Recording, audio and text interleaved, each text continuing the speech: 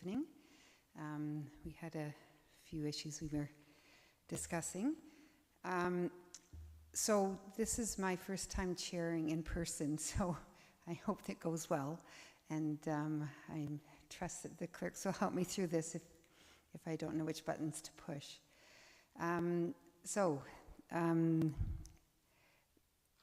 The City of Kitchener is aligned with provincial changes to COVID-19 restrictions, and City Hall is now open for in-person services, but appointments are still being encouraged. The City remains committed to safety of our patrons and staff and continue to facilitate electronic meeting participation for members of the public. Those people interested in participating in future meetings can register to participate electronically by completing the online delegation registration form at www.kitchener.ca delegation or via email at delegation@kitchener.ca. For those who are interested in accessing the meeting live stream video, it's available at www.kitchener.ca/watchnow. So we have one consent item this evening. Can I have somebody move it? Councillor Galway-Seelock. Are there any questions? Comments? The item is just for the public interest, Climate Change and Environmental Committee, updated terms of reference. All those in favor? And that passes unanimously.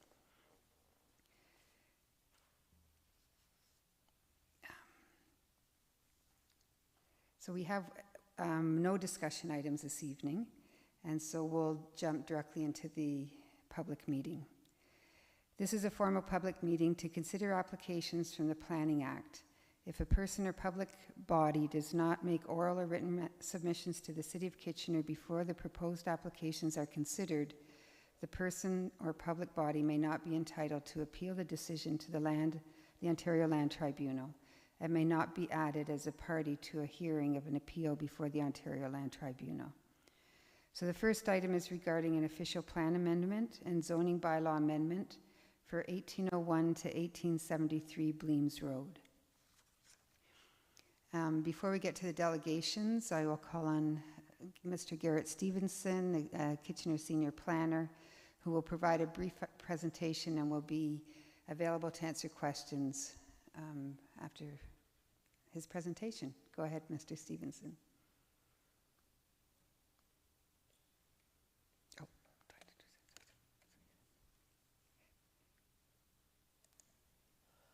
Thank you, Madam Chair, and I'll be quite brief this evening.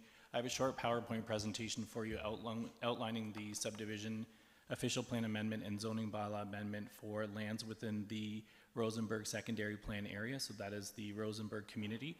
This is the last planned community in front of council this evening within that secondary planned area.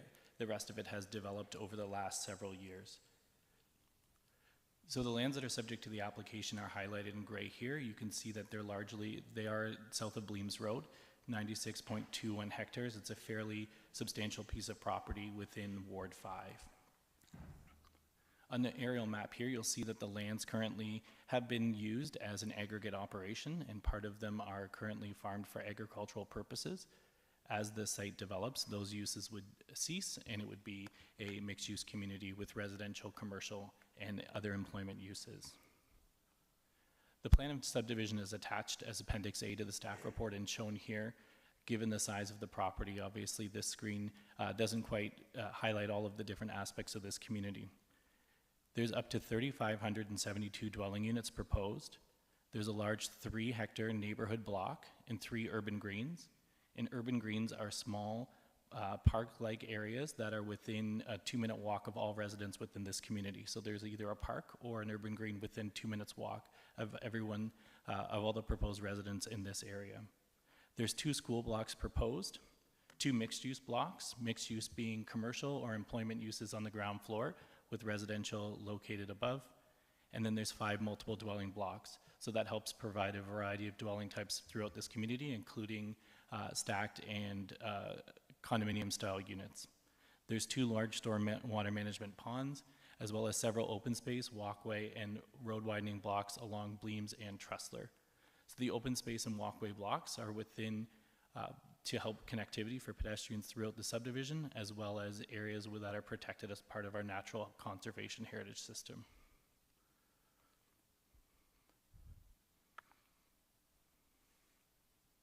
I'm wondering if the clerk could kindly advance to the next slide. Thank you. Breaking down by land use on this colored map, you can see that the light yellow areas are street fronting residential uses, low density. The light blue are those institutional areas. The purple are mixed use blocks, and the orange are medium density.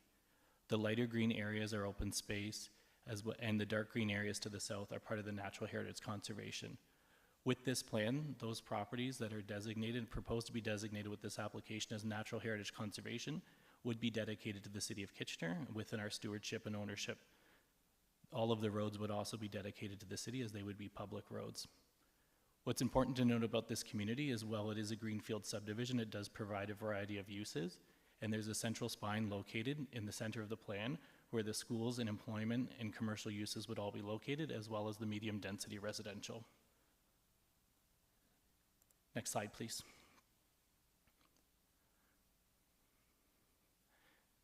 The applications before you propose 3,572 new dwelling units within our community, new parks and open spaces that would become city property and city ownership, conservation of our natural heritage features, again, which would be dedicated to the city and within our ownership, the potential for 2 new schools located in Southwest Kitchener, and introducing a mix of uses, including non-residential, commercial, and employment uses that will serve the community.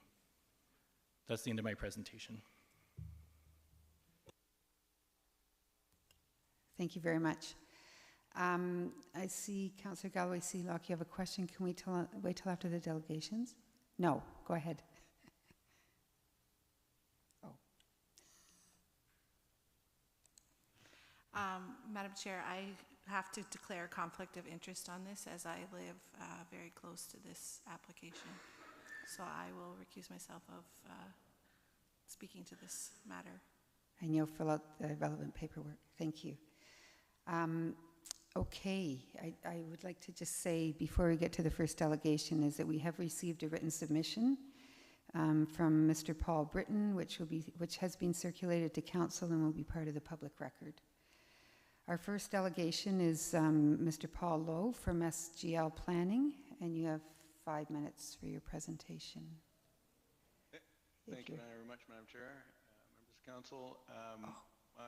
My name is Paul Lowe. I'm a principal of SGL, and I represent Amenity Homes and the Kitchener Green Development Group of Properties, and we are in support of these applications. The planning for these lands started about 20 years ago with the approval of ROPA 16, and that was in 2003, which brought these lands into the urban boundary. Since then, extensive planning and technical studies have been undertaken, starting with the approval of the sub-watershed study in 2008 and the Rosenberg secondary plan in 2013. Those studies set the framework for the planning reports that I'm now recommended for approval tonight. These lands were given priority status in the 2017 KGMS, and the detailed draft plan and supporting reports were submitted and deemed complete in 2018. The staff recommendations in the reports before you tonight are supported by the GRCA, the Region of Waterloo, the school boards, and of course, city staff. The zoning bylaw is consistent with the Rosenberg secondary plan, and the draft plan approval includes about 150 conditions that are that have to be satisfied as the development moves forward to registration, building permit, and final assumption. The plan includes, as you've heard, 2 school blocks, 4 parks, including a 3-hectare community park, which are extensive public infrastructures, and will provide the city with critical residential inventory to serve a wide variety of family-sized homes, from the missing middle to single detached homes. As the staff report notes, the plan conforms with the growth plan. It's consistent with the PPS, provincial policy statement, conforms with the regional official plan, the city's official plan, the Rosenberg secondary plan. So in summary, I'd like to say that we support the recommendation, fully support the recommendations in the report, and we'd like to acknowledge and thank the many city employees who have worked over the last 4 years on these applications, and with a special thank you to Garrett Stevenson for his continued effort moving this forward over that time. So thank you, and if you have any questions, I'd be happy to answer those. Thank you. Thank you for your presentation. Does anybody have any questions for Mr. Lowe?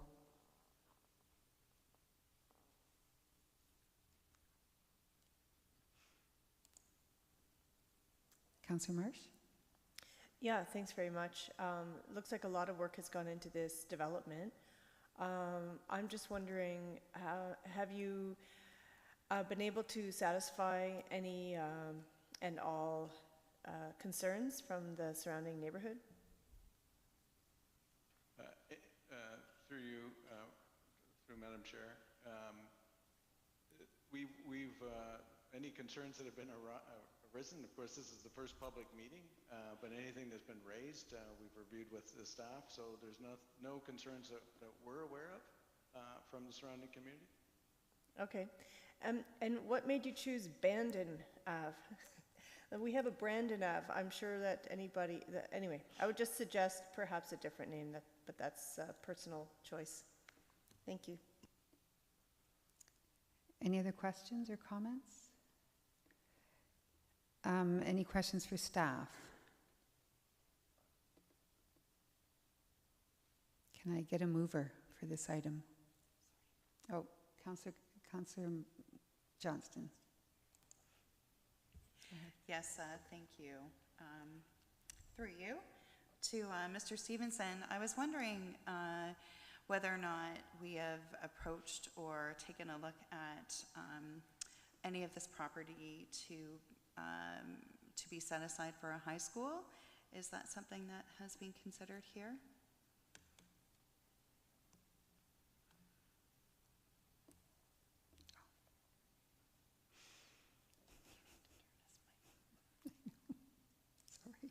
Thank you, Madam Chair. There is an opportunity here for a secondary school as well as a primary elementary school. Both the school boards, the separate school board as well as the public school board, have been involved in discussions for the last 4 years. So there is an opportunity to locate 2 schools. It was originally master planned for 1 school, but as needs have changed, the school boards have identified an opportunity for a second school as well. So there are draft approval conditions that as we get closer to the registration of this plan, we will touch base with the school boards as well. They have the first opportunity to be able to purchase the land to develop the school, and only if they don't need it would we look at an alternative land use.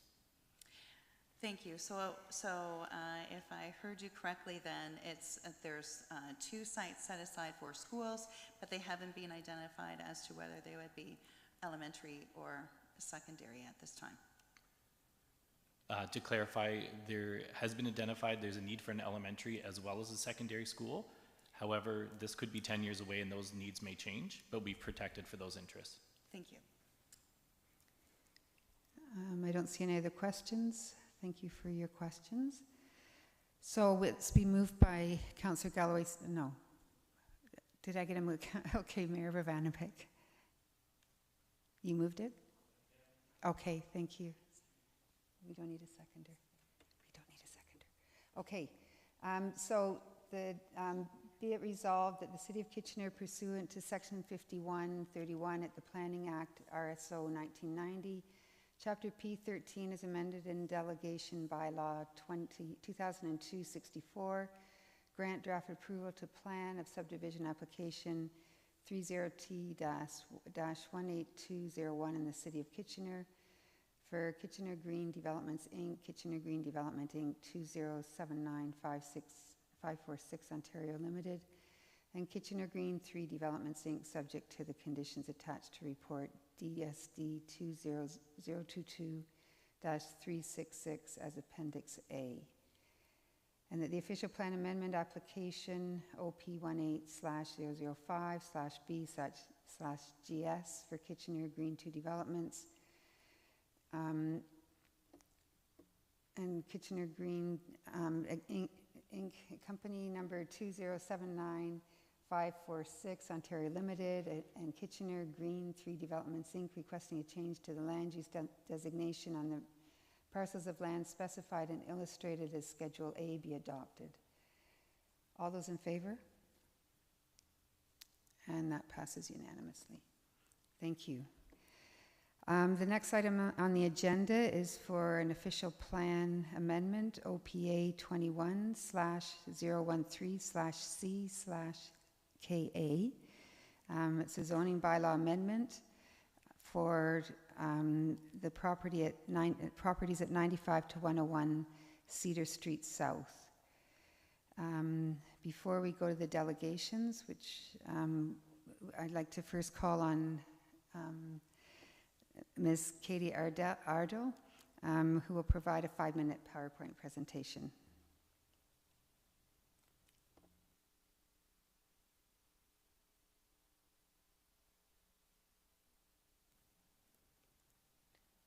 Thank you. Through you, Madam Chair. The applications before you this evening are for an official plan amendment and a zoning bylaw amendment for the properties at 95 to 101 Cedar Street South. The lands are located in the Cedar Hill community. There are 3 properties. They currently contain 3 buildings, 2 duplexes and a triplex. The applicant is St. Paula Group, Inc., and they are planning to develop the site with 24 stacked townhouse units.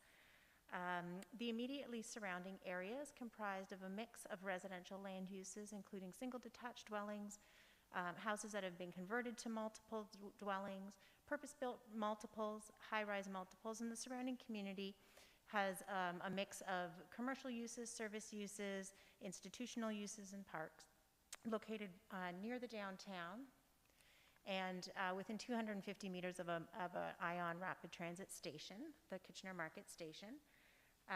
The lands are currently zoned, or designated, low-rise conservation in the Cedar Hill Secondary Plan, and are bordered on both the north and the east side by lands that have a designation of low-rise multiple residential. The lands are zoned residential 5 zone currently. So in support of the application, or to permit the development to move forward, the applicants requested an amendment to the official plan and to the zoning bylaw. To redesignate, as I said, from low-rise conservation to low-density multiple residential with a special policy area in the official plan. And that would permit a floor space ratio of 1.46 and 115 units per hectare. The building height would be limited to 4 stories with 1 additional floor permitted of structured parking, that's partially below grade. The reason that the FSR would need to increase above what's typically permitted in the R7 zone is because of that below grade parking, and because it's only partially below grade, it contributes to the density. If it was fully below grade, it wouldn't. So the zoning bylaw further refines some of these special regulations to permit the FSR of 1.46, limiting the height to 16 meters where there's parking structure, so that's the 4 stories of residential and 1 story of below grade parking. We're requiring a minimum lot width of 36 meters, which is more than what's typically required, and that's to ensure that the lots are consolidated prior to development. There's some adjustments to the front, rear, and side yard setbacks, and permission for stairs and buildings to project into the front yard. So that makes sure that the building will have walkways, entrances, stairs that connect directly to the street. The setback reductions for the rear and the side yard are really to permit very low-rise sort of accessory buildings. One is an elevator vestibule near the side lot line, the parking lot next to the towns, and there's a small mechanical building associated with the below-grade parking that's closer to the rear lot line. It's limited in height to 3 meters high, so it's really not visible. It's not much bigger than a shed. Special regulation as well for the front yard setback to permit a 5.2 meter front yard setback with some building projections to allow some articulation in some of the upper stories as well. And because of the change in grade, usually we require ground floor units to have a patio, but because of that, it's very difficult, so we'd like to take that regulation away from the zoning to allow all the units just to have balconies. And then to allow the driveway visibility triangles to be measured using the new dimensions of the new zoning bylaw, rather than the old dimensions of the bylaw 85-1. So this is the development concept. This is a rendering of the front, looking at the building from the top of Cedar Hill and from Cedar Street. You can see 4 stories residential With the building, lots of balconies fronting onto Cedar Street to provide eyes on the street and connections of walkways, stairs, and ramps. And then from the back and the rear, you can see where that underground parking level is. From the street, the parking is screened. The building itself is set back 7.5 to 8 meters from the rear yard, which is the existing and the required rear yard setback for this type of dwelling. And that helps to protect the privacy, and efforts been made to relocate the balconies from the rear to the sides of the building so that it limits overlook and protects the privacy of rear yard neighbors. So this development provides the city an opportunity to help increase some of the missing middle housing supply within a major transit station area. Provides 24 rental units, including 8 units that are 3-bedroom units. The design is sensitive to the surrounding residential land uses. The views from the top of Cedar Hill are preserved, and sufficient parking is provided. They're not asking for a reduction to parking. However, the site has also been designed to take advantage of the great access to transit, to bus, cycling trails, as well as all the pedestrian facilities that are within walking distance here. So in conclusion, the requested amendments are consistent with the policies of the provincial policy statement. They conform to the growth plan, the regional official plan, the City of Kitchener plan, and they represent good planning. And planning staff recommends that the official plan amendment be adopted and the zoning bylaw amendment be approved. This concludes my presentation. I'm happy to take questions when it's the appropriate time. Thank you for your presentation. We'll now go to our delegation. Mr. Trevor Hawkins and Kate Wills from MHBC Planning.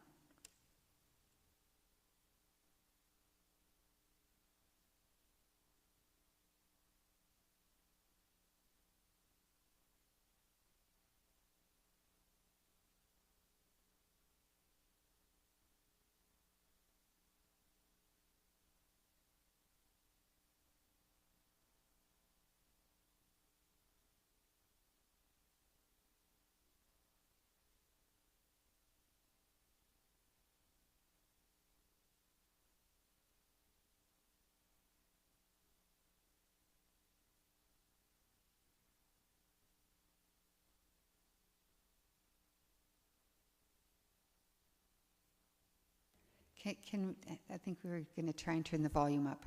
Okay, Are we good to go? I think so. I Madam can hear Clerk? myself now. Okay, Yeah. sorry, go Thank you. ahead. Okay, good evening, members of the Planning and Strategic Initiatives Committee, and I'd like to thank Katie for her thorough presentation this evening. I'll do my best not to repeat and have this as a brief presentation. So the slide before you here shows the location of the subject property. As Katie mentioned, it was 38 meters of frontage and 58 meters in depth. Right now there's 3 existing units on the site with, 7 units, 3 existing houses, and located in the Cedar Hill neighborhood, almost at the peak of Cedar Hill itself. There's a mix of dwelling units in the neighborhood. There's a 14-story apartment across the road just to the northwest of the site, and stacked towns immediately to the north of the property as well. To the west is George Street with low-rise building types, and to the south are low-rise multiples and a school. On the east is Madison Avenue South with a mix of uses, including multi-unit buildings, institutional, and apartments. And there is a large high-rise development proposed at the Charles and Madison Ave location. The Kitchener Market LRT is located close to the site within walking distance, and there are multiple bus routes available at Charles Street and King Street, which is just north of the site in walking distance. The site is located within a regionally endorsed council major transit station area. So this is the Kitchener Market area. You can see by the yellow dot there and the red line surrounding the subject property. These are key areas which are serviced by rapid transit and strongly considered for intensification. So just a little bit about the proposed development. It's 2 4-story stacked townhouse buildings with a total of 24 residential units. It's a mix of 8 1-bedroom, 8 2-bedroom, and 8 3-bedroom units. There's 30 parking spaces provided on site, along with 6 visitor parking spaces, and it also includes one of those visitor parking spaces as short-term for delivery. So all the traffic will be contained on site, and also all cars and garbage pickup will be able to leave in a forward-facing motion. And there's also a central outdoor amenity space between the two buildings, just above the parking area. So you've seen this rendering before. I just wanted to point out the significant slope as it runs from north to south on the site, which is the reason why we're asking for a limit of 5 stories, just because the first story of the underground parking is exposed, and that's strictly due to the constraint on site. There's balconies overlooking the street, and you can see the second building in behind there. This is another perspective showing the balconies overlooking onto Madison, the Madison side. This is a different perspective or rendering that was shown at the public meeting, just because the balconies have been reoriented to have less overlook and also be pushed back farther from the adjacent use to the rear to provide for more landscaping area for privacy. So Katie has reviewed the official plan amendment request. We're asking for We're asking for medium density residential. I can't read my slide. From low density multiple residential. I can't read it. Sorry, and the special provisions would include a floor space ratio of 1.46 and a maximum of 150 units per hectare, and limit the height of 5 stories, as mentioned before. Here's a version of the site plan. Just wanted to point out where we're requesting the site-specific amendments for the zoning. The building has been pulled forward. So the front yard setbacks, there's a small request for about a 3-meter setback from the front there to the stairs, and then the building is set back further at about 5 meters. As Katie mentioned, along the north property line, there's just a small setback for the elevator area, and the rest of the building is set back at 3 meters. An increase in the floor space ratio, and a setback just to the rear parking area in the back from the rear yard parking. So the building is set back further as it increases beyond the underground parking, just to get us to an 8.3 meter setback, which is an appropriate setback from adjacent neighbors. So there was a public meeting held, a neighborhood information meeting held in March. There were some concerns that were brought to light from the public, and we have worked to appease the issues. So those issues were parking. There was a concern that there was insufficient parking on site. Our original proposal asked for a parking reduction, but we have since been able to accommodate all parking required as according to the zoning bylaw on site. In terms of traffic, worried about volumes of traffic. Well, there was a transportation impact brief that was prepared by Paradigm to support the application, and only 8 to 11 trips would be generated at peak time, and there was no need for turning lanes. Privacy and overlook, I've addressed previously. It was a concern for overlook in the rear yard. The balconies have been moved to the side, and the building, and there are still some balconies overlooking the rear, but they're sufficiently set back to allow for landscape for privacy. Neighborhood amenity, there's a concern that there is lack of neighborhood amenity space in the area. The only thing we could really do on this site was address that through providing a common amenity space for the residents, which has been done, and affordability and tenure. So this is planned as a purpose-built rental at standard market rates. It's the missing middle, and as mentioned before, is a combination of 1, 2, and 3-bedroom units. So in conclusion, the applications for official plan amendment and zoning bylaw amendment are consistent with the provincial policy statement. It conforms to the growth plan for the Greater Golden Horseshoe. It conforms to the regional official plan by providing intensification within an MTSA. And the official plan and zoning bylaw amendment permits an appropriate redevelopment of the lands in an area well serviced by transit, community amenities, schools, commercial uses, and provides a housing choice for the community. Thank you for your time. Thank you very much for your presentation. Are there any questions for the delegates? I have a question, if nobody else does. First of all, you said that there are currently 3 houses on the site with 7 units. So what happens to those? How many people are actually in those units, and what will happen to them? So the units are rented by the current owners. So I understand that the current owners would have obligations under the Residential Tenancies Act, and whether the current tenants wish to remain in the new project or not, that's a conversation that we can encourage the developer to have with those tenants. Do you know how many people will be displaced? I don't know. No. And but you're not offering accommodation at the same price or rent that they're currently paying? Well, it would be, we're not offering it, but the developer, the property owner is producing a different housing type. Right. So rather than units that are subdivided within a former single detached home, these will be purpose-built new modern buildings with 1, 2, and 3 bedrooms. So they would have different choices in the new building versus what they may have available to them in the current older reconfigured buildings. So they would have different price points that they could seek depending on their needs. Okay. I did have a question about whether they were rentals or condos, but you're saying they're rentals, so that's clear. Just regarding the balconies, you're saying most of them are on Cedar Street. If I'm not mistaken, if you're looking at the proposed building on the left, there's another 2 or 3 story building, is that correct? Or stacked townhouses? Right. With regard to the balconies, the comments we received at the neighborhood meeting were originally the design on the rear building had most of the balconies facing towards Madison. And the comment we received was, can you move the building closer to Cedar Street, and can you move those balconies so that more of them are on the sides or the ends of the building? So the revised design moved the building further away from that lot line, so it's more than the rear yard setback requires. And we've shifted most of the balconies either to the north or south side so that they face away from the rear lot line.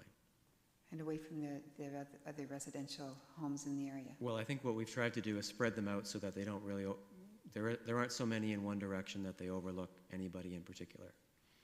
Okay. Thank you. Any other questions? Councillor Johnston. Go ahead. Thank you, Chair Chapman, and thank you for your presentation. I was wondering, and sorry, I was just trying to find in the report, what is the, how many stories apartment building is across the road from there? Is that? I believe it's a 15-story building. Okay. I was wondering if you had considered when you were putting this proposal together, since it's almost at the peak of the hill, there's another building that would be either probably pretty even with it or even up above more. Did you have a consideration of actually putting on even another story here?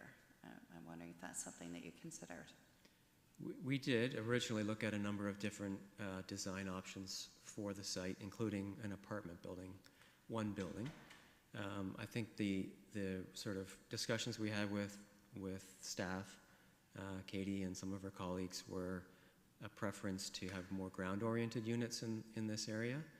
And the stacked townhouse design allows for a few different things. It allows for people to be able to walk up to their unit without entering a common corridor. And it allows for different scales and different sizes of units. So typically in an apartment building, you don't see a lot of 3-bedroom units, whereas we thought this design could serve a need in the community for people families who need a larger unit, who want to rent a unit and don't want to purchase a unit. And this particular type of housing lends itself more to that. And so we thought it was, at the end of the day, a better fit. Mm-hmm. Thank you. Well, it certainly is part of that missing middle. So thank you. Okay, thank you very much for coming in and giving us a presentation. Any other delegations, Madam Clerk? No? Okay. Questions for staff?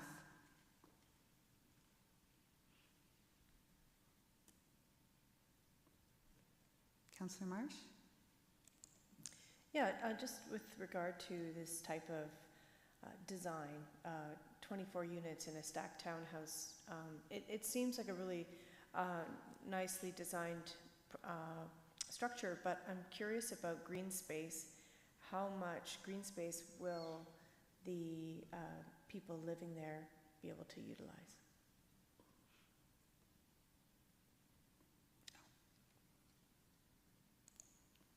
Thank you. Through you, Madam Chair. Part of the reason that the site was designed the way it was with the underground parking structure, it does allow an amenity terrace between the two buildings. So the entire roof, or a large portion of the roof of the building between the two structures, has been designed so that it is an outdoor amenity space within the site. So it'll provide for that sort of on-site shared amenity use. The perimeter of the site does allow for sort of that landscape plantings where you want larger trees and that sort of thing, and there is sufficient space, and actually a generous amount of space for some of that greenery, and then planters and that sort of thing would be accommodated for the outdoor amenity space for residents, together with the private balconies on the site. Okay, great. And so that landing that's between the two main buildings, what is that made of, or have we gotten to that detail yet with site plan? I don't know that we've gone to the detail. I would presume it's a concrete sort of roofed structure, and then it would incorporate some landscaped materials. It might be a question that the applicant could respond to in more detail if they've gotten to that level with the architect.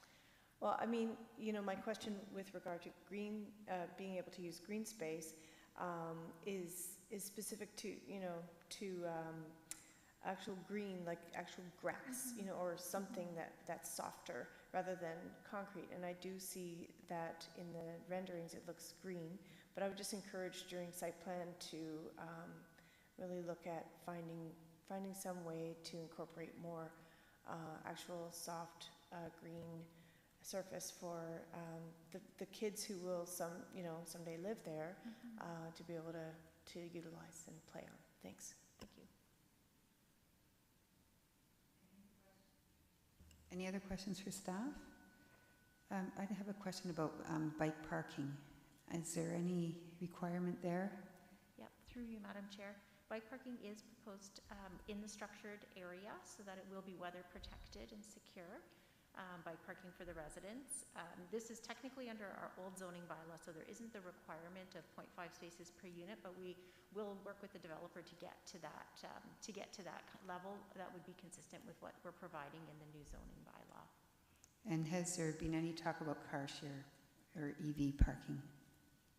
I believe that a number of spaces have been planned to be EV ready. And that's the requirement that we typically have in our new zoning bylaw, is that a number of spaces are ready to have the electric sockets installed, and they're designed that way. Okay. Thank you. Can I get a mover for this item? Councillor Johnston? Any comments? No? All those in favor? Oh, well, I better tell you what we're voting on. Be it resolved that the official plan amendment application APA 21-013-C-KA for St. Polo Group, Inc., requesting a change to the land use designation on the parcel of land specified and illustrated on Schedule A be adopted in the form shown in the official plan amendment attached to report DSD 2022-356 as Appendix A, and accordingly forwarded to the Region of Waterloo for approval. And that the zoning bylaw amendment be approved, that in accordance with the Planning Act, that applications for minor variances shall be permitted for lands subject to this zoning bylaw amendment. All those in favor? Opposed?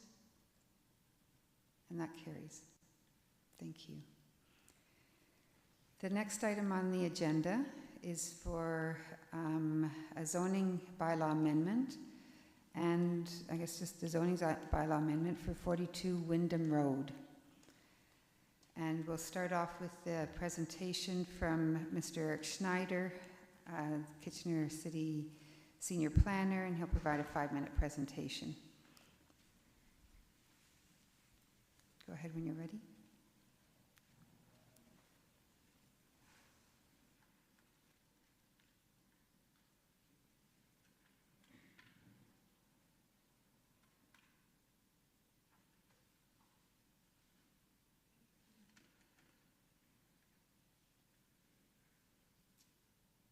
Good evening, Chair, Mayor, and members of Council. I'm here tonight to make a recommendation for approval of a zoning bylaw amendment to facilitate a 24-unit multi-residential development at 42 Windham Road. As I move to the next slide, I'll discuss the site context of the overall neighborhood. The subject property is located in the Centerville-Chicopee neighborhood near the major regional intersection of King Street and Fairway Road. Howard Robertson School is close by to the south, as is the Centerville-Chicopee Community Center. On the next slide, you can see the closer neighborhood context here. Windham Road is a short residential street with a turning circle at its terminus. The existing street contains single detached homes, semi-detached homes, and low-rise multiple dwellings. On the next slide, I will discuss the proposed concept. The site is proposed to be developed with a 3-story building containing 24 units. Surface parking for 24 vehicles is to be provided on site, as well as indoor and outdoor bicycle parking and outdoor at-grade amenity area. The building's cantilever design, as shown on the elevation displayed on this slide, allows vehicles to pass underneath for ingress and egress. As we move to the next slide, I'll speak briefly about the current opportunity with this application. The opportunity to create 24 rental dwelling units, creating them on an existing site for the opportunity for gentle infill development within a neighborhood with adequate municipal services, and to contribute to the diversity of housing within the neighborhood by providing multiple dwellings in a low-rise setting. Moving on to the next slide, I will now summarize the details of the zoning bylaw amendment request.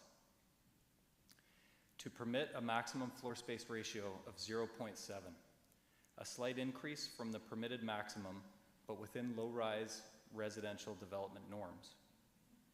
To permit a side yard setback of 2.5 meters, and to establish a parking rate of 1 space per dwelling unit, including 8% visitor parking, which works out to 2 visitor spaces.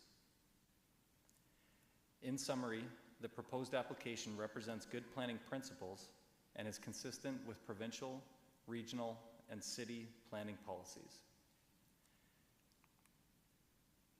This slide contains the proposed zoning map showing the subject lands as Area 1. That concludes my presentation.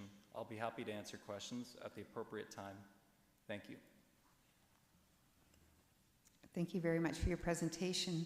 Before we get to questions, we've got 2 delegations this evening. First delegation is Mr. David Galbraith from IBI Group, and he will be joining us electronically. Good evening, Madam Chair and members of Council. My name is David Galbraith, and I'm a manager of planning with IBI Group, here on behalf of the applicant. Thank you, Eric, for providing your thorough overview of the proposal tonight. As you've heard, my client is proposing the redevelopment of the subject property as a 3-story apartment building containing 24 apartment units, including studio, 1-bedroom, and 2-bedroom units. This apartment building will complement the existing built form of the area, which includes adjacent townhouse developments to the south and apartment complexes to the north. The existing zoning of the property and the zoning of many nearby sites permits residential dwellings, while the existing site-specific zoning does limit the number of units to 5. The purpose of this zone change application is to permit the proposed density of 24 units, to permit a floor space ratio of 0.7, a parking rate supportive of the intended rental housing tenure, and a reduced side yard setback of 2.5 meters. In our opinion, the proposed zone change application is consistent with the PPS, conforms to the growth plan, conforms to the regional official plan and the City of Kitchener official plan, and represents good plans. We've reviewed the staff report before you tonight and are supportive of the recommendations set out therein. We'd like to thank City Planning and Urban Design staff for their thoughtful guidance throughout the development review process and who have helped to improve the site layout and design of the project. I'm available now for any questions you may have. Thank you very much for coming in and for your presentation. Are there any questions for Mr. Galbraith?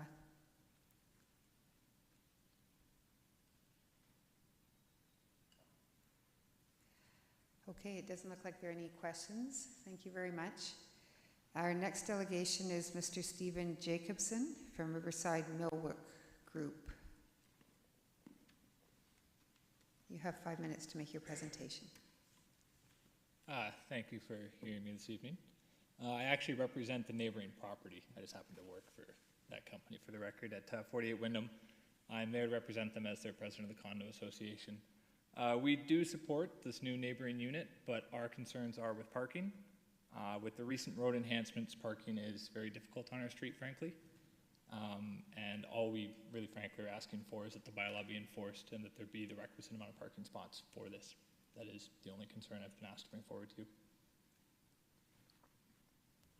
Okay, thank you for your presentation. Are there any questions for Mr. Jacobson?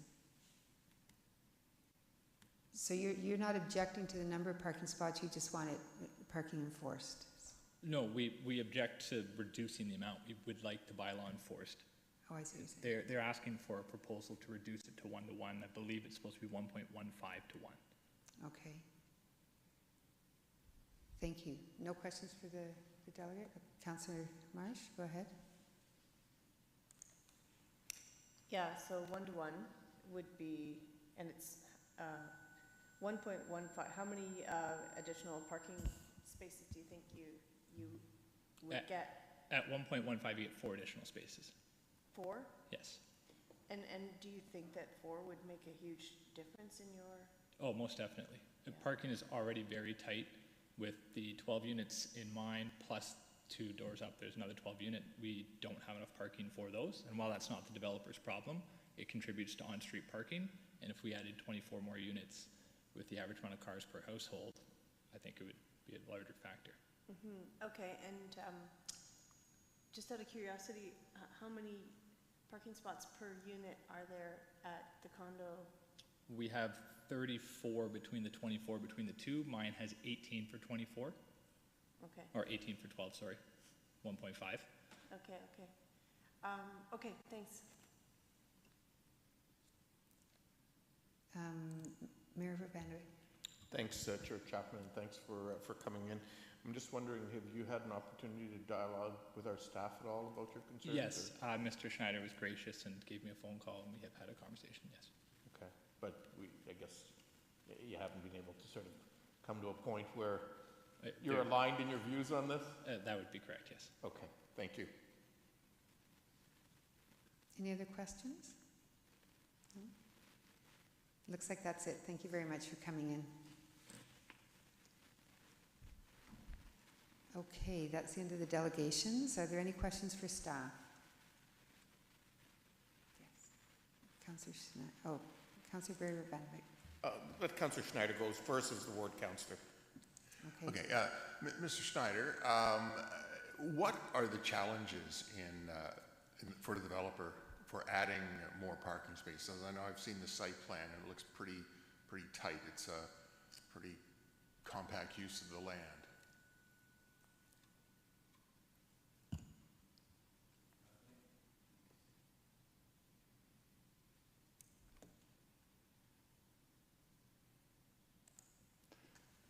Sorry about that. Through the chair, yeah, as you can see through the site plan, the parking goes almost to the rear of the site, providing the necessary hammerhead and landscape buffer. With the width of the site, they can only do 1 drive aisle, and it's double loaded, so parking spaces on both sides. The cantilever design has allowed for some green space to be provided for amenity space, but any new parking reconfiguration that adds parking spaces would come at the detriment of green space and landscaped amenity area on site. Okay. Now, I notice at 48 Windham Road that they use angle parking. Could that help achieve more parking spaces? Through the chair, angled parking can save some space on a drive aisle, but again, with the width of the site, there isn't an opportunity to get 2 different drive aisles with multi-rows of parking on site. So I don't think anything else could be done to add parking other than reducing units. Okay, and I know as well that, you know, inside the units, there's going to be differing sizes. Some will be studio apartments, some one-bedroom apartments. And now I don't want to put you on the spot here, but in your experience with other buildings of maybe that could be comparable, what's your experiences with the need for parking spaces?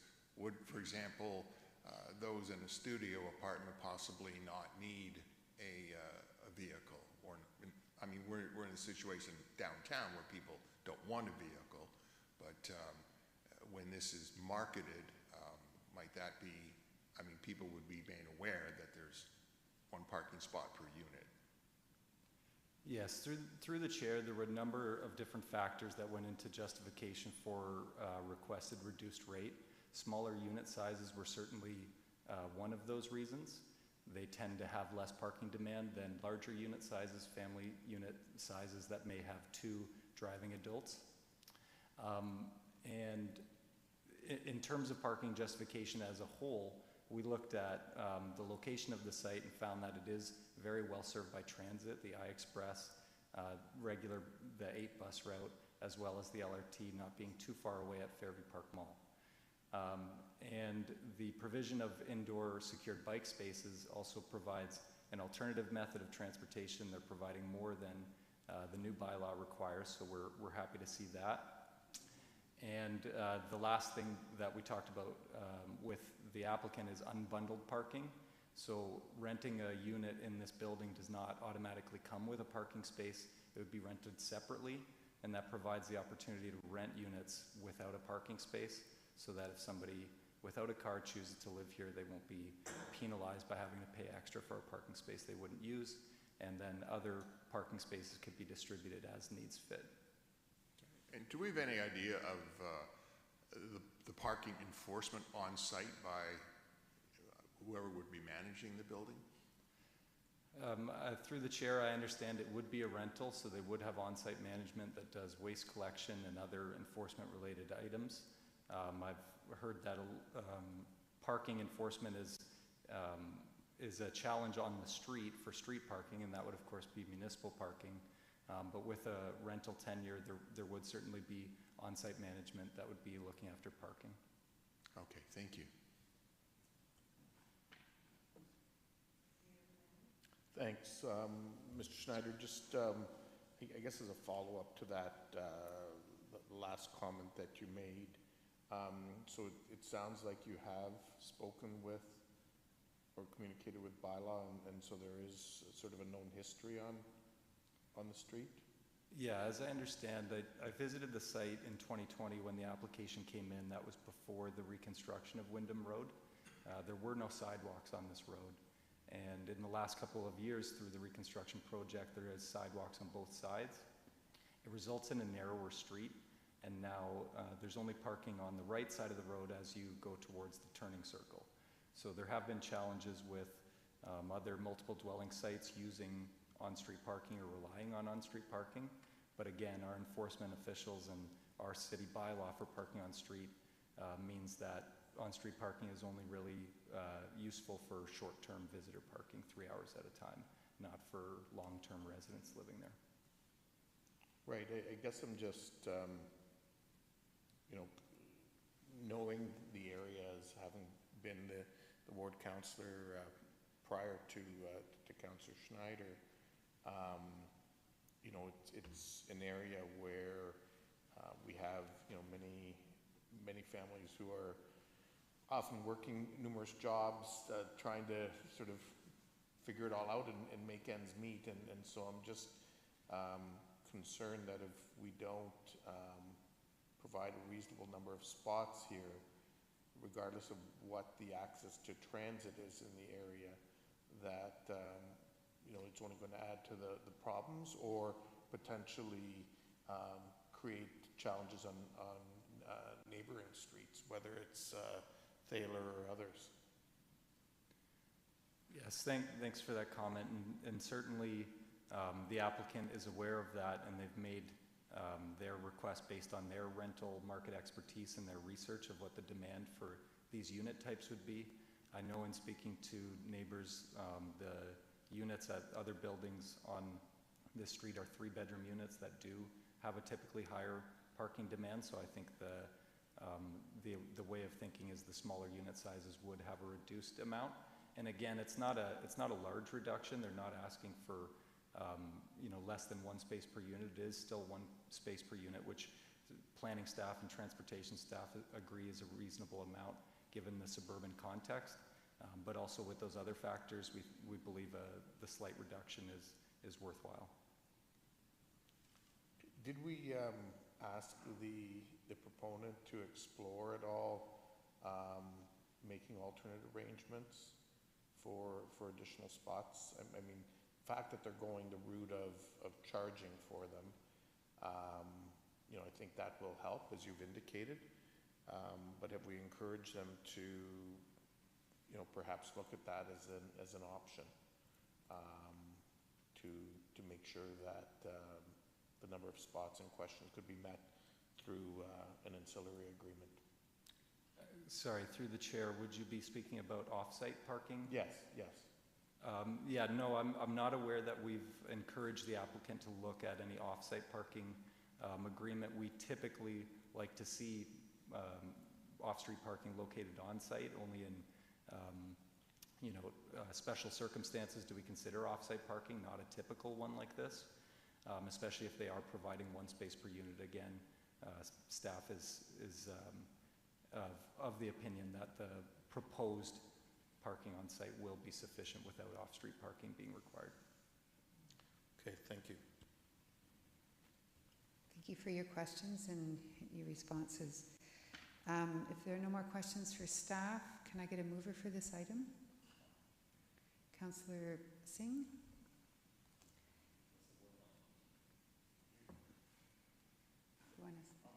Okay, Councillor Snyder. Any comments?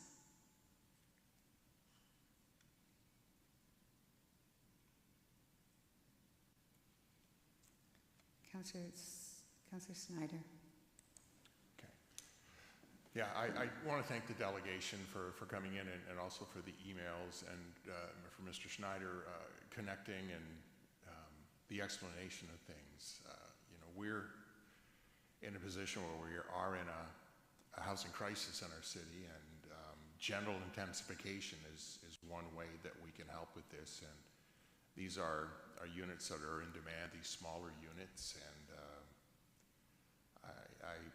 I've got to have confidence in our staff and the developer as well with their experience with parking. I can fully understand the concerns and the worries of those who are in the next building. But this is, I feel, while it would be great to have a few more parking spots, that this is a much needed building and dwelling and housing units for our city in a neighborhood that is well served by transit and schools and community centers. So I can support this. Thank you for your comments. Any other comments? Okay, so the motion reads that zoning bylaw amendment application ZBA 20/017/W/ES requesting to amend zoning bylaw 85-1 for Windham KW Inc. be approved in the form shown in the proposed bylaw and map number 1 attached to the report, and that zoning bylaw amendment application is under the same number, requesting to amend zoning bylaw 2019-51 and map 1 attached to the report is attached be approved, and that the proposed bylaw to amend zoning bylaw 2019-51 as amended shall have no force and effect against the subject land until the date that all appeals relating to the bylaw in relation to the subject lands have been withdrawn or decided, and any applicable appeal periods have expired. All those in favor? And that passes. And that's it for this evening. So thank you all very much, and again, thank you for your patience and for coming here tonight. Have a good evening. Oh, Mayor Banovic, here's your hand up, sorry. Well, we need to go back into special counsel, correct? Oh, Okay, so we'll have to do the switching around, so we'll need 5 minutes. okay, so, I need to go there, you need to go there, staff need to get the system ready. okay, so bear with us.